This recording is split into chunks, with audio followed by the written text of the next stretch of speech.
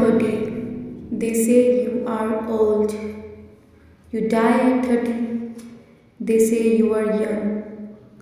This is dunya, full of contradictions, full of noise, always judging, never satisfied. But Allah does not measure you by age, trends, or milestones.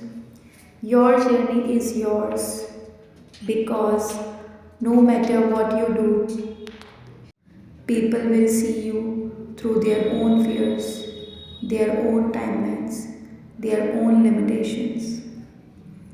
This life is not a competition, it's a test in your journey.